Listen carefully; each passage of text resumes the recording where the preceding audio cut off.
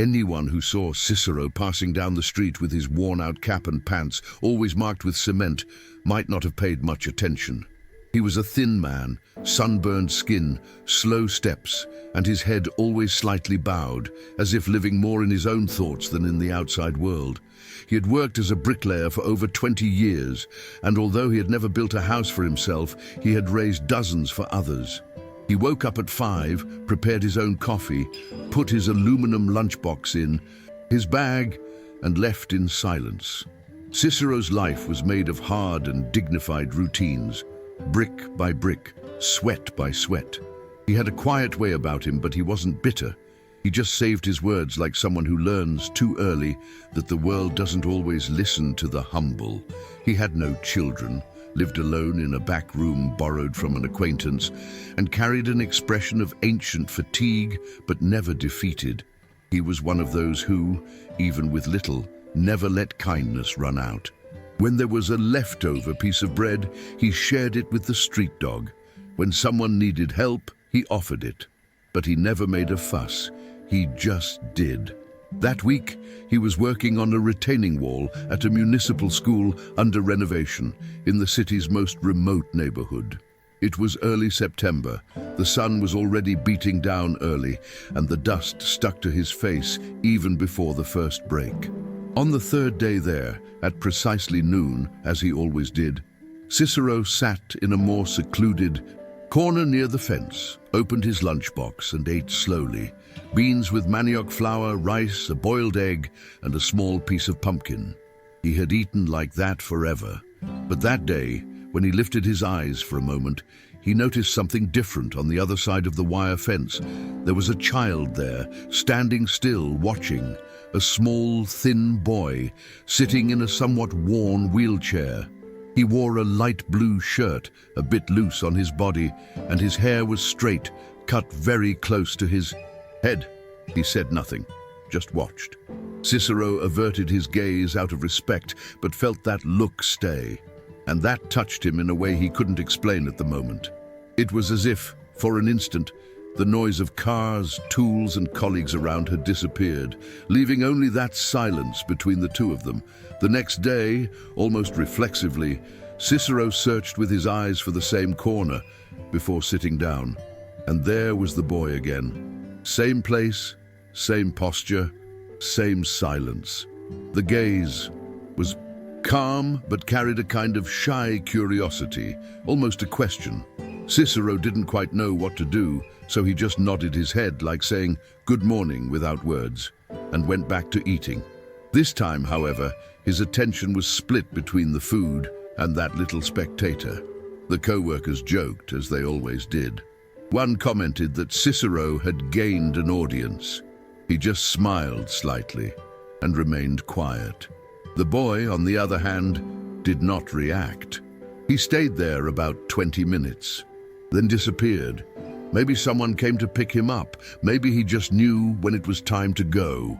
Cicero also started noticing the boy wore the same clothes every day. The crooked sneakers, the loose shorts, the blue shirt. All very clean, but with that repetitive look. This stirred a strange feeling in Cicero, a mix of care and helplessness. He didn't know the boy's name or where he came from, but something about him drew him near. The third time, Cicero decided to do something different. He always brought a bottle of frozen water, which he left in the corner to drink after eating. Seeing the boy there, in the same position as always, he gathered courage and approached slowly, saying nothing. He crouched on the other side of the fence and with a slow gesture offered the bottle through the wire. The boy hesitated for a second, but then extended his thin arms and took it carefully. He drank one sip, two, then returned it the same way, without looking directly. It all happened very quickly, almost silently, but at that moment, an invisible bond formed, one that doesn't need words to be born. Cicero returned to his spot with a good, different feeling. This wasn't pity or charity, it was just a simple desire to care, to make that boy know that someone saw him.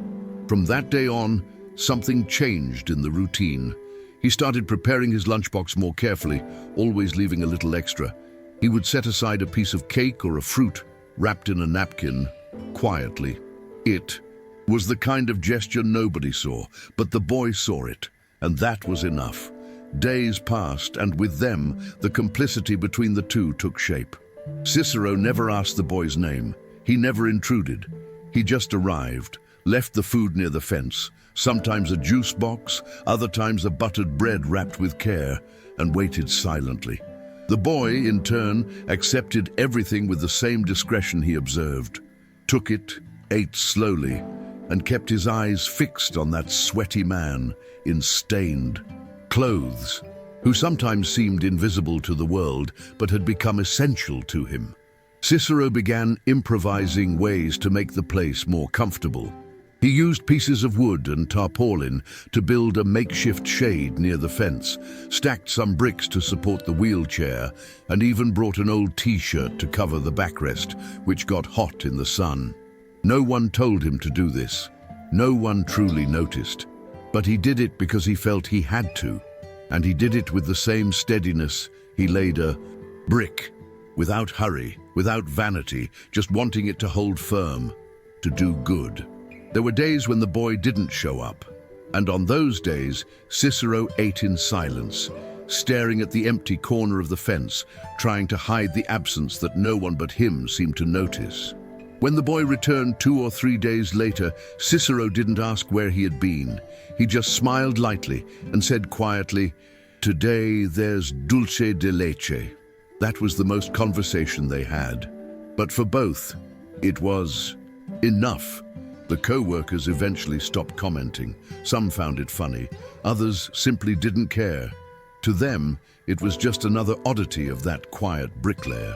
But for Cicero, that little ritual gave meaning to his days. He began to notice that after feeding the boy, he worked better, as if there were more purpose in raising each wall, more reason to start and finish the day. Sometimes while digging the ground or leveling a beam, he thought of the boy, how he was inside, what he thought. When he quietly looked at everything around him, there was something in that silence that spoke deeply, something he couldn't name, but that made him feel good. One Thursday morning, right after the snack break, Cicero noticed the boy's face was redder than usual. The sun beat hard on that spot by the fence, and the makeshift shade wasn't enough anymore. Without a second thought, he dropped his hoe and went around the side of the school, circling the block until he reached the other side, where the boy stayed. It was a vacant lot, surrounded by low weeds, with a single dirt path to the sidewalk. When he approached, the boy looked with the same silent gaze as always, but there was something different about it. Maybe surprise, maybe a formless kind of gratitude. Cicero said nothing. He carefully grabbed the chair and pulled it a few meters to the side, where a small tree cast shade. Then he took off his cap and slowly fanned the boy. He didn't know if it was right to intrude like that, but he felt he needed to. The boy wasn't scared or resistant, he just let it happen. And at that moment, without a word, Cicero felt he was truly caring. From that day on, whenever the boy appeared, Cicero made a point to pass by before lunch. Sometimes he brought an old towel to put on the seat, or a bottle of frozen water wrapped in newspaper. He also started bringing a package of filled cookies, noticing the boy smiled, even if only with his eyes, when he saw the package. It was a short, contained, but genuine smile. They didn't talk, they didn't ask each other anything, but in that silence, a trust was born. And more than that, a presence. Cicero began to miss the boy as if he were family. At night, washing his lunchbox at home, he found himself wondering if the boy had eaten well, if he slept covered, if anyone looked after him. But he never dared to ask. He thought it was enough to just be there. Sometimes presence is stronger than any explanation, and deep down, he understood the boy because he was the same. He had learned to live without saying much but feeling everything. Over time, the boy's presence became part of the landscape for others, but for Cicero, It was as if each appearance was a new chapter of something only the two of them understood. One day, while delivering the snack as usual, Cicero noticed the boy had a bandage on his arm. Small, poorly done, but visible. His heart tightened, but he asked nothing. He just offered a piece of cornmeal, cake, and sat beside him without a word. Sometimes just being close is enough. They stayed like that for a few minutes. Cicero looked at the ground, the boy looked at the sky, until, for the first time, he heard the boy's voice. Weak, almost a whisper. "My name is Miguel." Cicero took a second to understand that it was meant for him. He looked surprised and answered in the only way he knew, with a sincere smile and a slight nod, like thanking for a gift. He didn't ask anything more. He didn't want to spoil that moment with curiosity. Miguel. Now he had a name to keep close to his heart. That day Cicero worked differently, with more rhythm, more enthusiasm, as if that little detail, knowing the boy's name, had filled a missing piece. He was always a man who paid attention to details, a beam out of line, a poorly placed floor, a hidden crack in the wall. He was careful with things because he knew what seems small today could be what causes everything to collapse tomorrow. And with people, he learned it was the same. A name, a gesture, a memory, all that sustains who we are. At quitting time, he stopped by the neighborhood market and bought, with the week's change, a packet of different chocolate cookies. "This is for Miguel," he told the cashier woman, as if she already knew. He went home with a good weight in his chest, the kind that comes when you feel, even without knowing how, that you are on the right path. For the first time in a long time, he slept with a light smile on his face. The next morning, before leaving for work, Cicero fixed an old box he found in the school storage. He used leftover pieces of wood to make a kind of crate to keep Miguel's snacks safe from sun and dust. It wasn't sophisticated, but for him, it was an important gesture, a way to show he cared, even without saying much. When he arrived at the site, one of his colleagues laughed and asked, "Are you going to become the wheelchair boy's uncle now?" Cicero just gave a discreet smile and continued working. For him, no explanation was needed. Caring for someone isn't a matter to discuss. It's something to do, and that was just the beginning of something he didn't know where it would lead, but that was already certain inside him. During the morning, he glanced at the box a few times, as if it were a little treasure, and felt a good weight in his chest, a mix of responsibility and affection he had never felt before. Days later, while handling blocks to prepare plaster, he heard a car stop on the street. A black vehicle with a powerful engine out of place in the simple routine of that neighborhood. A well-dressed man with a worried look and hurried eyes got out. Cicero barely noticed the movement until he saw the man quickly walk to the fence and crouch beside the boy in the wheelchair. The man hugged him tightly, voice choked, almost crying. It was Cicero's first contact with the truth behind that silence. The boy, Miguel, had a family desperately looking for him.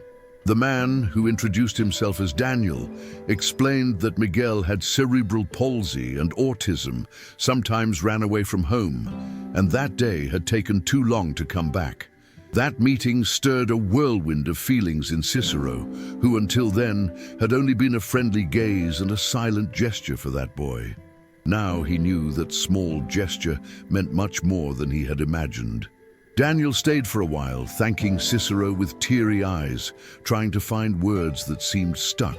He tried to offer money, a reward, something to express his gratitude, but Cicero, with his simple way, refused.